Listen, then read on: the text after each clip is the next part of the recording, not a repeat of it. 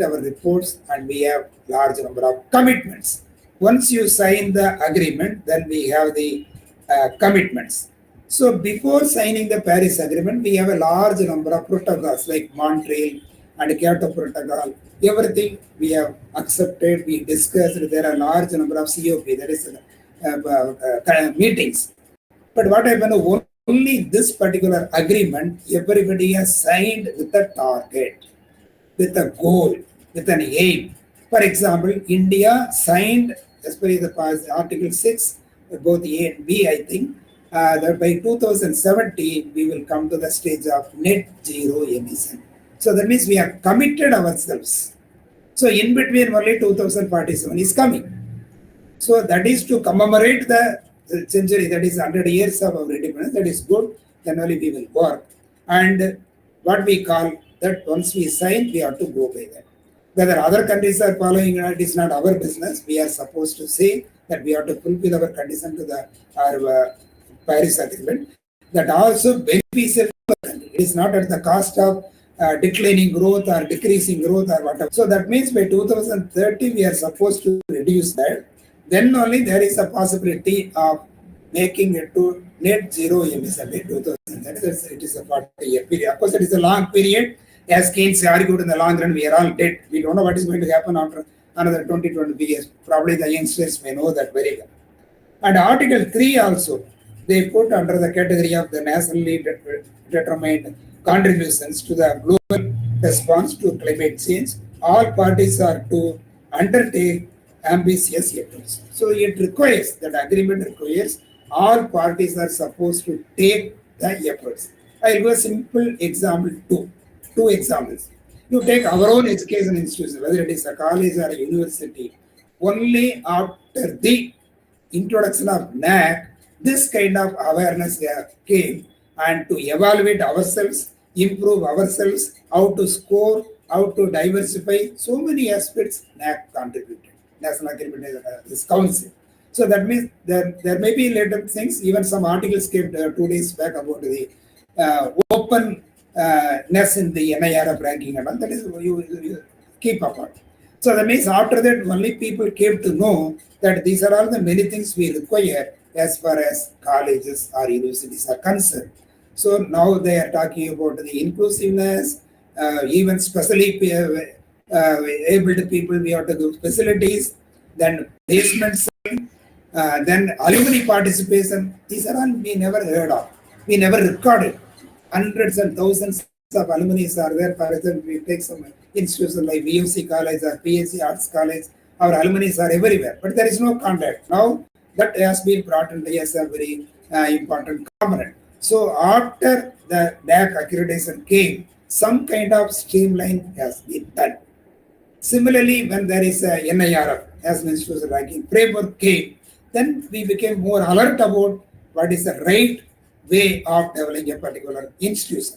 Of course, they are not that much able to interfere in all our day-to-day administrative activities. But as far as academic standards are concerned, they are setting some benchmark. And you know very well, among the 7th criteria, we are supposed to provide the good, what do you call the things which are happening in our institute, that were good practices that will be shared through NAAC to all others. So anywhere, in any department or any college or any university, there are some best practices that are applied everywhere. So that is the idea behind this NAAC accreditation. Similarly, if best practices are followed, applied, and the environmental damage is controlled, CO2 emissions are reduced, means then the globe is safe. Otherwise, the globe is not safe. But the thing is that whether all the countries are following, all the countries are cooperating, whether the kind of things are going on, it's okay, but it's up to you, the audience, our participants also, they have been listening to many meetings, the agreements signed and discussed and carried out over a period of time. Even people are talking about the carbon markets, the carbon trading. There are so many issues are coming up, and it is not much we are having time to discuss, but those PFP is also there. And as far as India is concerned, we have a large number of agreements. That is, latest one is that the signed somewhere in the August 2022. We have submitted to the United Convention on Climate Change. First one, to put forward and further propagate a healthy and sustainable way of living. That is what the first we submitted. Then the mass movement for life. That is a major program. We have to change the lifestyle.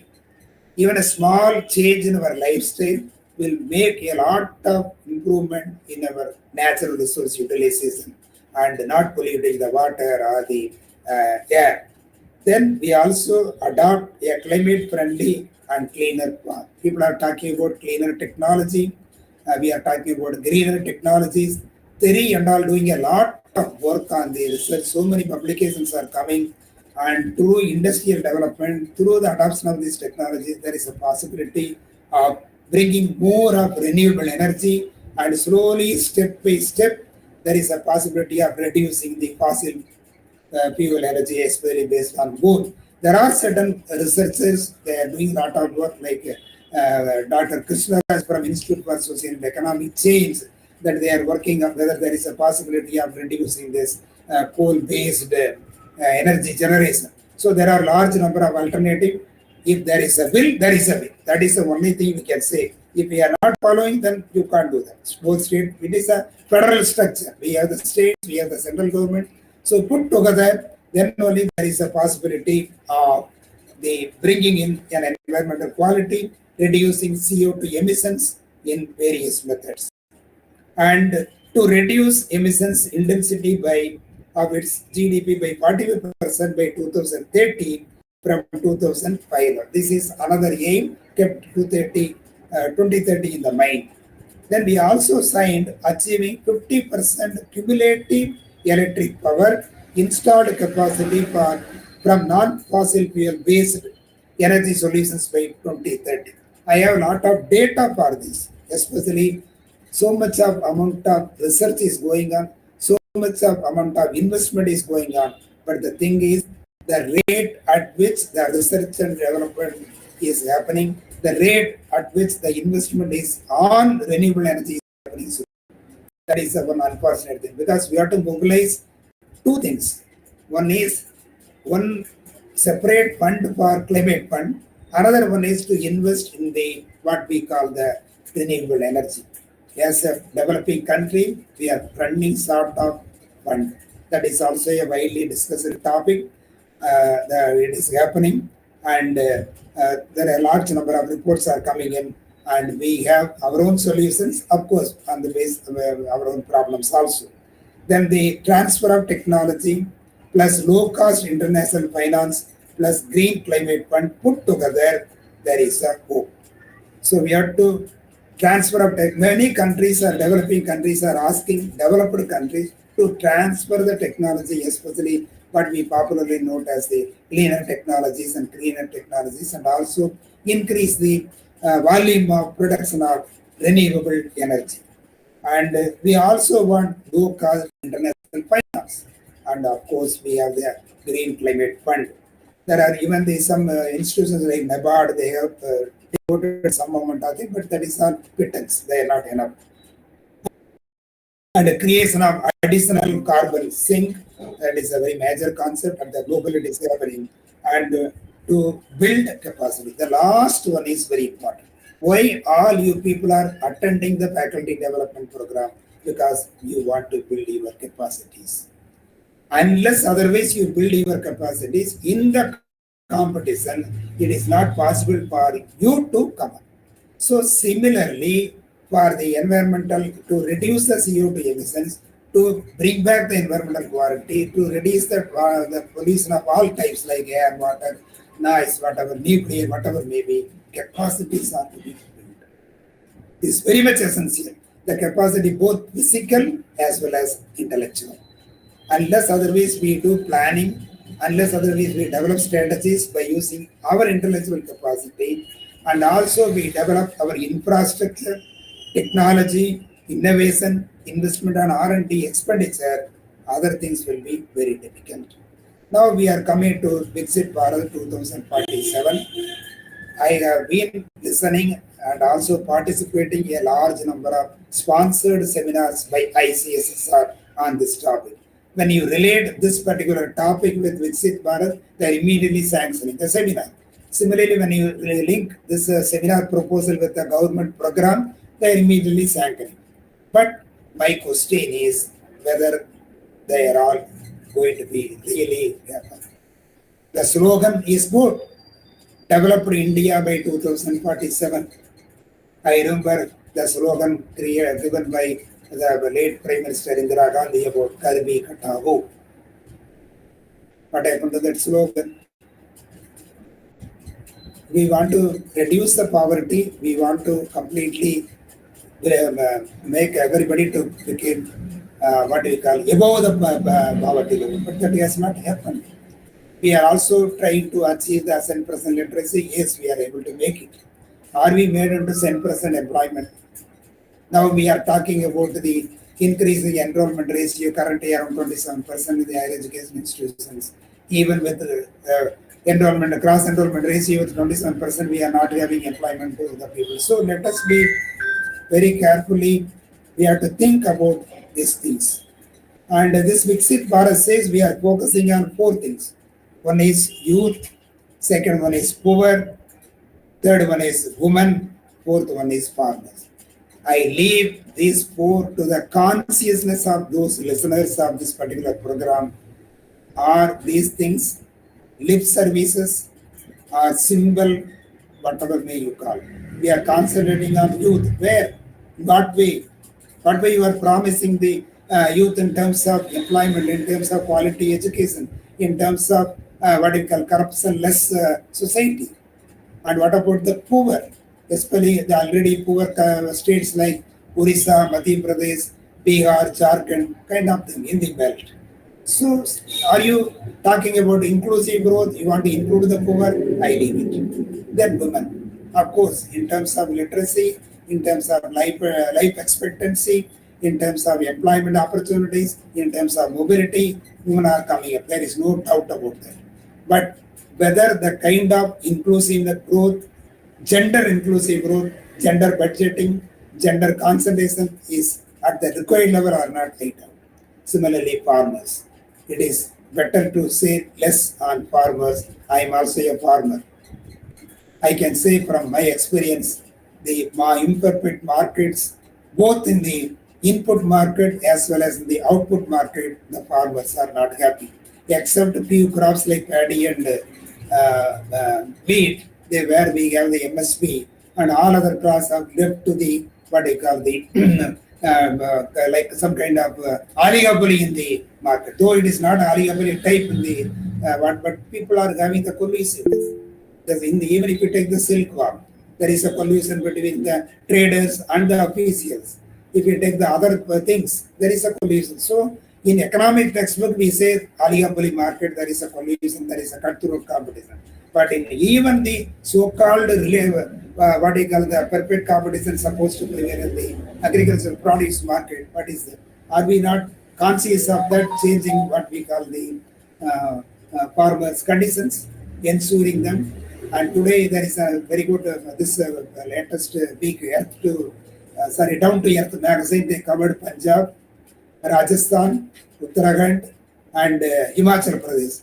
Just imagine the kind of amount of damage done to these farmers. Of course, apart from other people and infrastructure, they are telling that almost out of 26 days, I'm sorry, I'm not remembering, districts in Punjab, 23 are submerged with the water.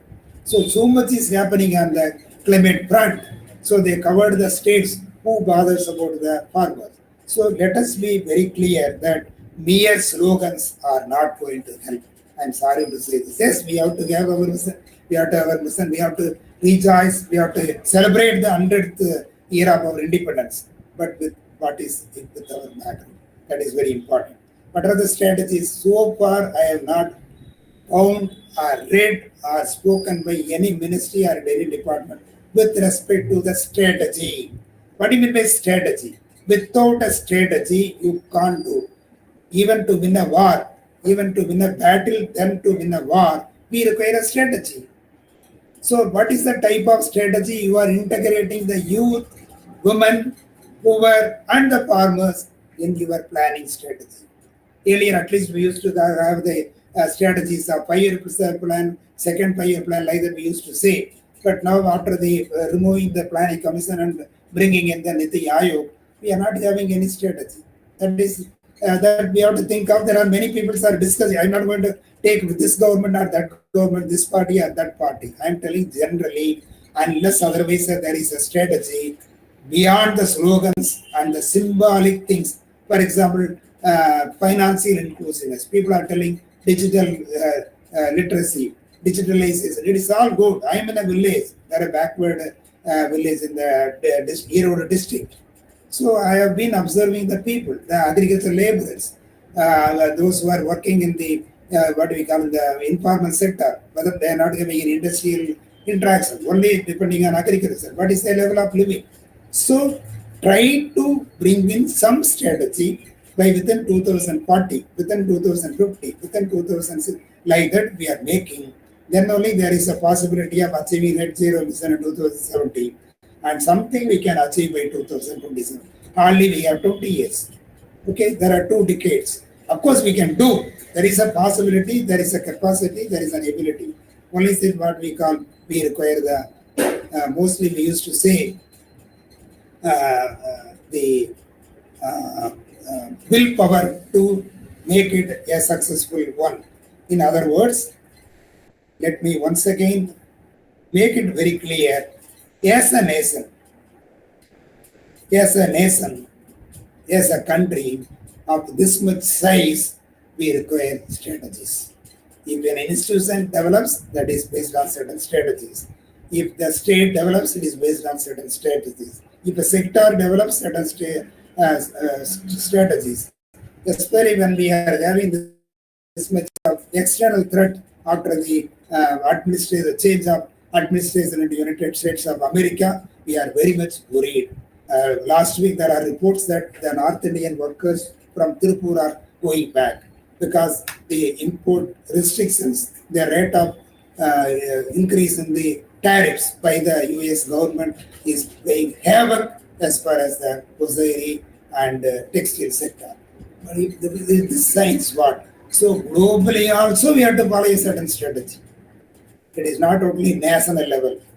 Just by saying that Russia, we are getting a lot of oil but a lower price, and they are finding it very difficult to control the Russian war with Ukraine. There are so many things they are telling, but it is all very good to discuss in the global forums and discussions by using your brain. But practically, what is going on? So that is the idea which I am just trying. There is 2 goals. You want to achieve something in 2047, and at the global level, another goal you want to achieve by 2070. How we are going to use this? And there are lots of controversies with respect to the rate of growth also. I don't want to go to the GDP growth rate kind of thing. And some people will say we want a double-digit growth. Some people will say this is enough. And some people say it is inclusive growth is required. Let us all pressurize. Let us all lobby, positive lobbying, not negative. That the government, both at the center, both the states, they have to do certain methodologies. There are examples, good examples we have. We are learning from many countries. They are all trying to improve the what we call their environmental standards. They have also reduced the CO2 emissions. There are many methods. So we are also having the natural calamities also. That also we are having some kind of organizations and force to the only one point about the 4 states now, that complete infrastructure has been collapsed. Even if we can recover the agricultural lands from the waterlogging and all, but what will happen to the bridges, roads, and other buildings? So it is like very important. So again, when we put the theory also in the theoretical framework, latest theoretical framework, they are telling that you reorient and reassert yourselves to be an inclusive growth. Inclusive in the sense, in a real sense. That means you are taking care of the poor, the resource-starved farmers, and also those who are working in the so-called unorganized sector.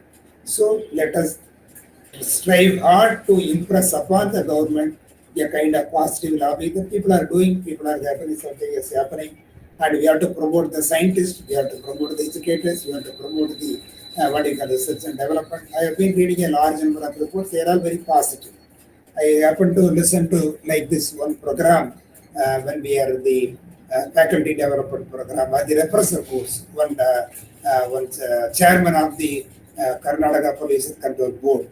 So he has brought out a large number of ideas how to reduce the pollution by incentivizing the industry which are producing, not like the carbon trading, carbon market kind of thing, but practically he came with a big suitcase and he has shown us how there is a possibility of producing a range of commodities by polluting less or avoiding the pollution. So there is a possibility. That kind of people are to be encouraged. That kind of industry should be encouraged.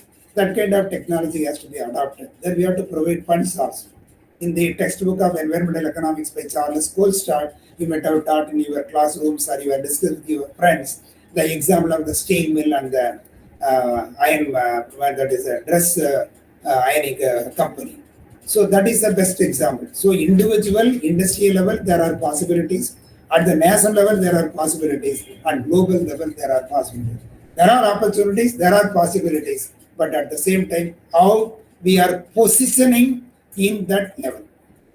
There are many courses are available. Many opportunities are there for a teacher to improve. Many opportunities are there to improve the classroom interaction. There are many things. We have the facilities nowadays compared to the earlier days of classrooms without mic, only chalk and talk method. But we are talking about so many methodologies. But really those things have impacted in our learning process, whether they increased our intellectual capacity of the students, their competence level. So please think. So creation of something is different from how we are utilizing, how we are positioning ourselves in the situation, ourselves in that.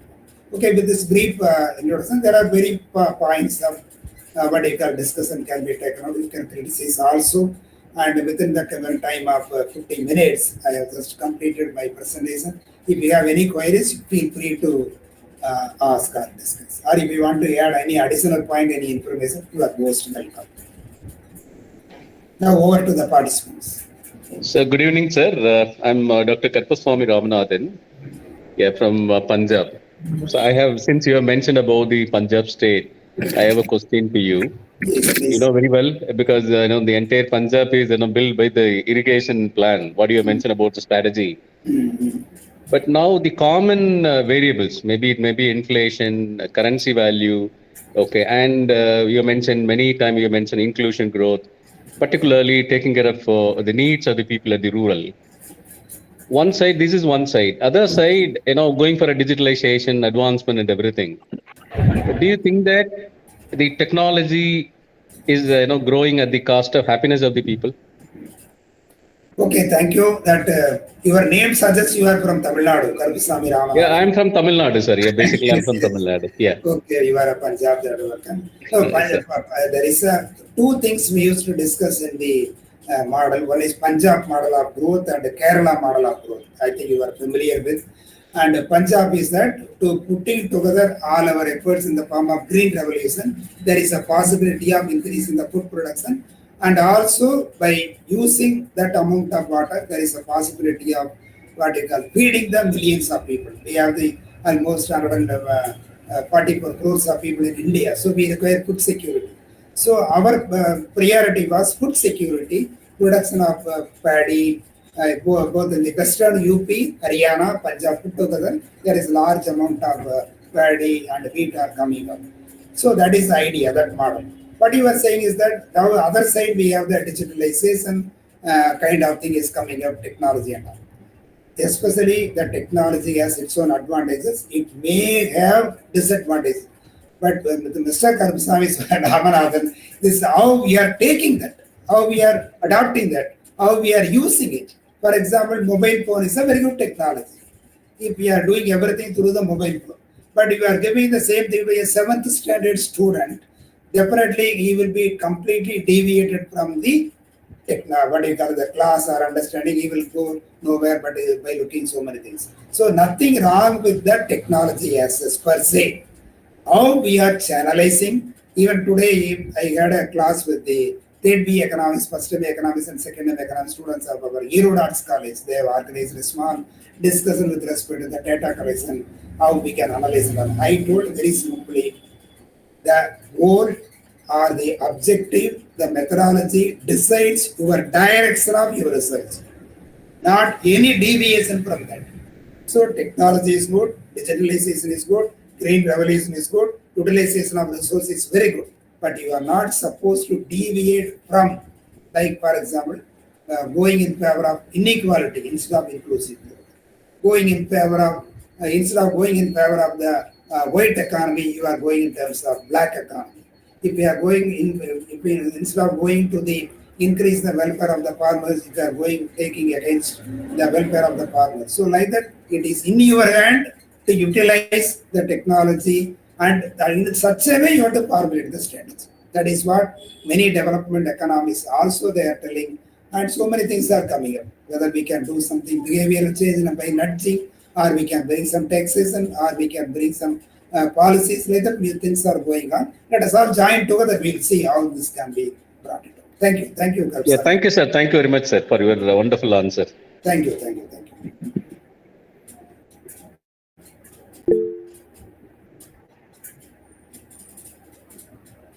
Sir, excuse me, sir.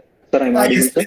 yes, audible. Sir, yes, sir. So I'm Dr. Rajkumar, sir. I have one query, sir. Okay. Sir, actually, according to the World Bank report, in the past 10 years, which means that 2015 to 2025, the percentage of change of the GDP is changed in India is 105%, one side.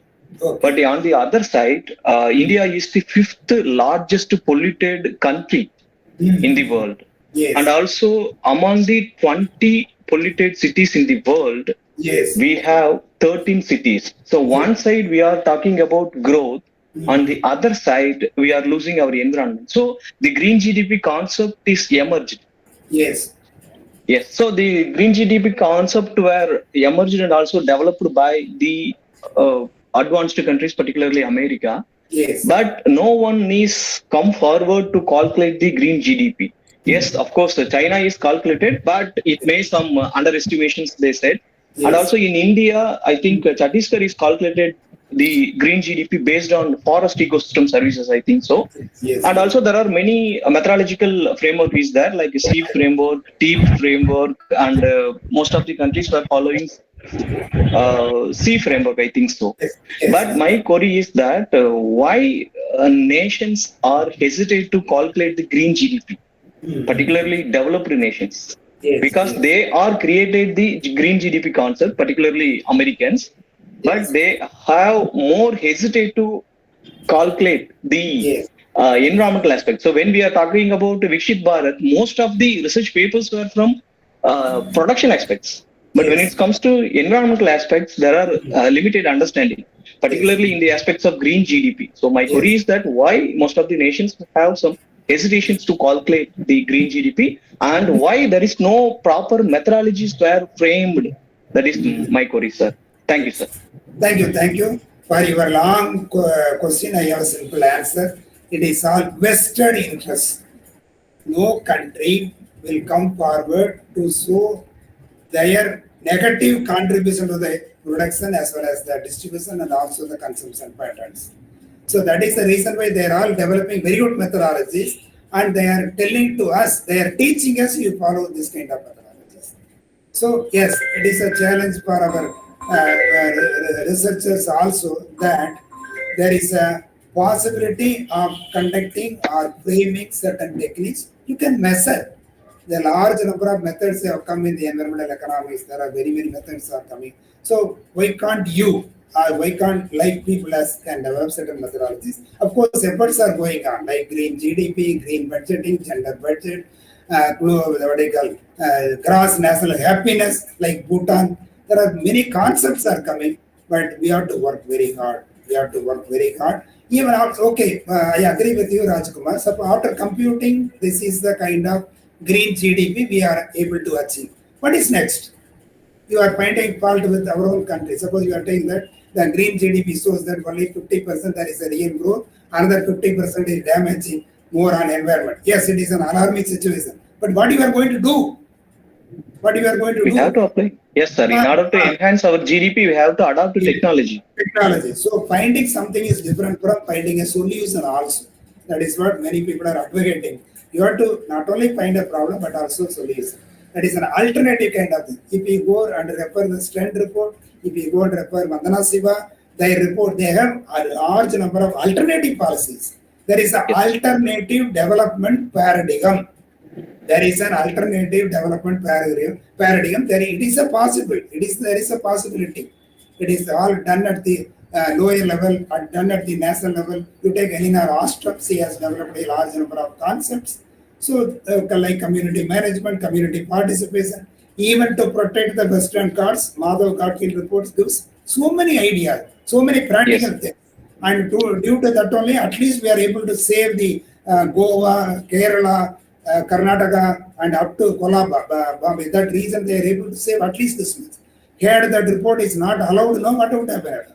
Even the so-called earlier Salem Valley project in Kerala, had we have not stopped that project, no, now this whole biodiversity might have gone. So there are possibilities, there are alternative paradigms you have to devise. They are area specific, problem specific, localized. That is what Namadania says. It is to be localized.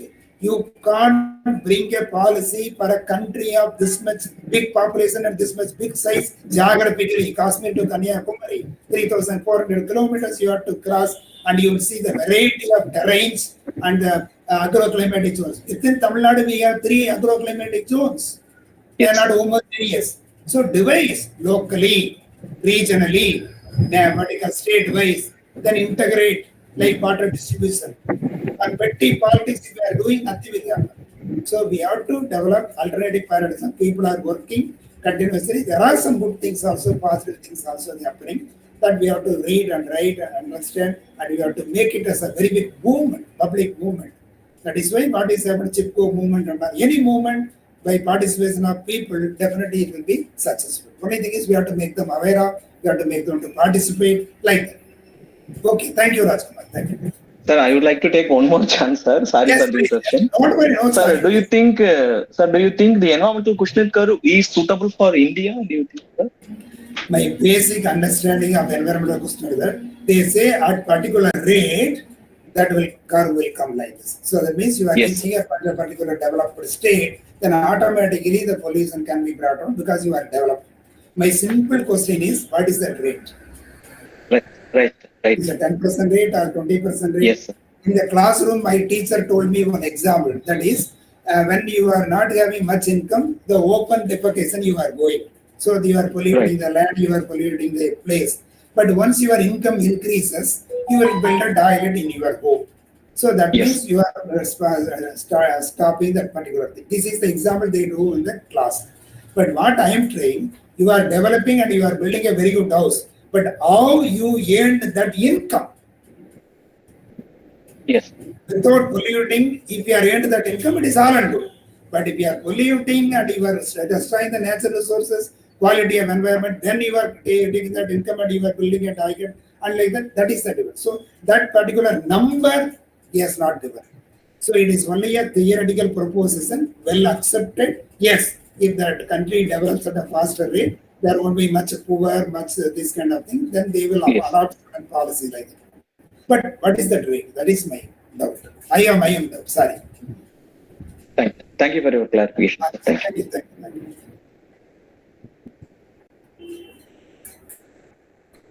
Yes, please.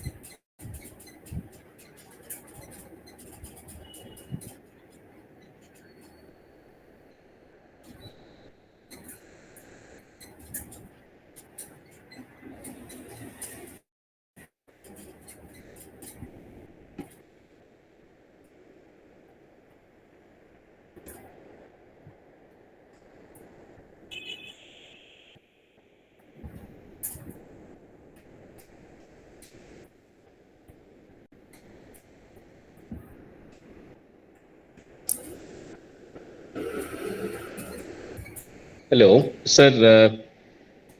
Sir, Karpaswamy Ramanathan, sir. Please, So one please. simple question. Since Okay. I thought of giving a chance to others, since no one is asking. So one simple question, sir. Now the strategy adopted by US, particularly they want to crush the growth of India. That may lead to again two big giants like USA and China, earlier Russia and USA, where it is going for polarizing effect of countries. Okay, you are asking a simple question, and I will answer with a simple understanding. Okay, the kind of growth, kind of development that is happening in China is beyond our imagination. It may take another 200 years for India to achieve that. So it is a big threat to America. So directly they can't do anything with China. So indirectly they are trying. Similarly with Russia. It is not possible for them to crush everything. They are going to face the music. Especially even in America, almost 70% of Trump's own party are against the policy which are undertaken by the Trump. He is doing like a cinema hero. When it backfires, they will face the music. Please wait for another maximum 6 months. They are going to reverse all those things. Definitely it is going to happen. It is not going to be any more bipolar kind of thing like Russia, US, no more, or Russia, China and US, that kind of thing. There may be what we call some kind of undercover activities are going on, but still China has development of faster. You can't do anything with China. Then we should have developed. We also developed. We need not worry about anybody. That is why we have to improve our capabilities, our capacities. That should be the vision of the rulers, whatever may be the party they belong to. There should be a feeling that our country has to develop at a faster rate. If that is there, we are able to strengthen if you are able to strengthen your capacity, your things, automatically what we call, there is no possibility of getting fear about America, whatever, whoever may be the country. That such a way you have to devise strategies. See, China has captured, please remember, captured the markets in Africa. Earlier, our own Punjab people, you know very well, they are mostly controlling the trade in Africa. They also established so much of trade network in Canada. But what is happening to Africa? Most of the things that are slowly eroded by China. So we have to devise some strategies. And we are ashamed of importing the China goods. Even for playthings, we are importing. Even our small smartphone and cell phone, we are not able to produce. We are depending on them. Then you have to think, you have to feel, what do you call, some kind of nervousness. Then only you can improve your capacity to come out of this mess. Okay, thank you, Karpaswamy. Thank you, sir. Thank you, sir.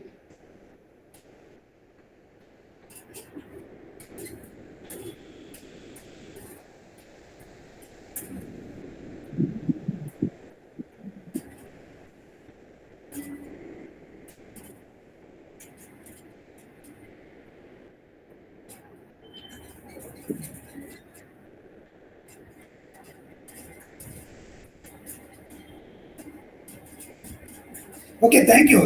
You can post what up thanks.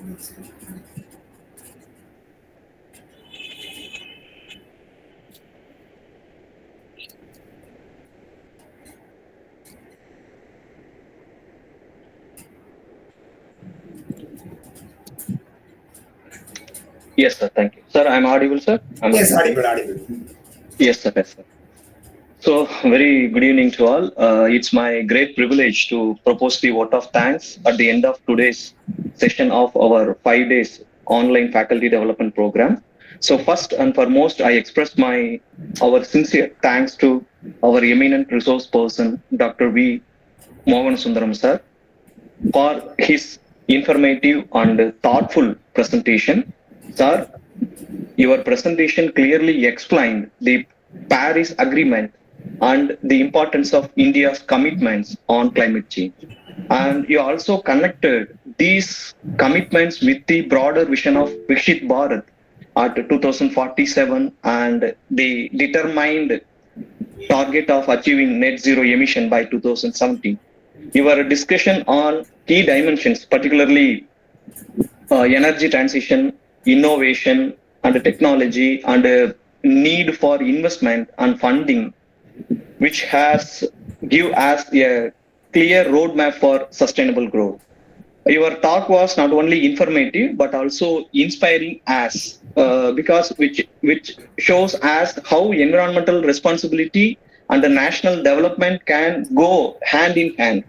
So once again, thank you so much, sir, for accepting our invitation and taking out time from your busy schedule and enlightening with us with full of your knowledge. Thank you so much, sir.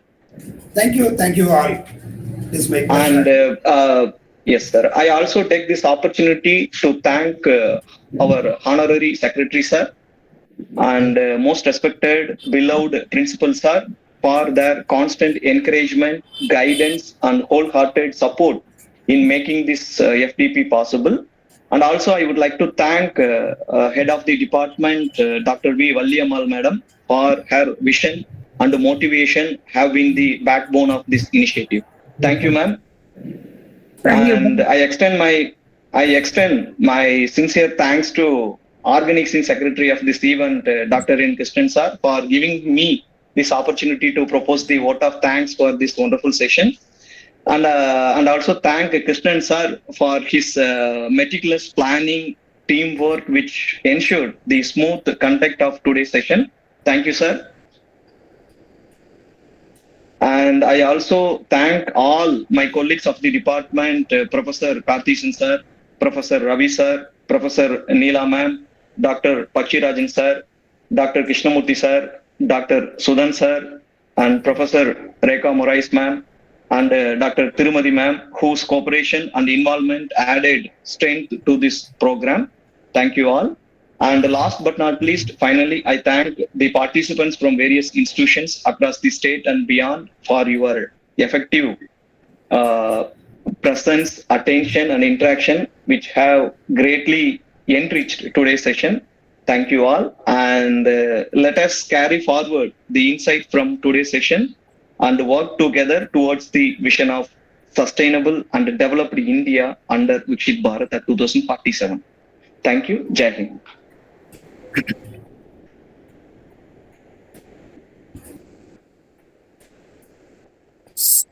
Krishnan sir, just a minute. Krishnan sir, just a minute. Mohanasundaram sir, thank you so much, sir. Thank you, madam. Thank you. It is for you. Thank I have you, to sir. thank us. Thank you. Thank you. Rajkumar and our faculty, Yes, ma'am. Krishnan sir, all of you, thank you so much. Okay, wish you all the best. Go ahead. Okay. Thank you, sir. Thank you, sir. Sir, thank you so much, sir. I know you are very much busy, but even you are accepting our invitation. Thank you so much, sir. Okay. Thank you, sir. Please carry on. Please carry on. Let's go. Yes, sir. Yes, sir. Yes, sir. Okay. Yes, sir. Yes, sir. Definitely. Thank you. Thank you. Thank you, sir. Thank you for the. Thank you.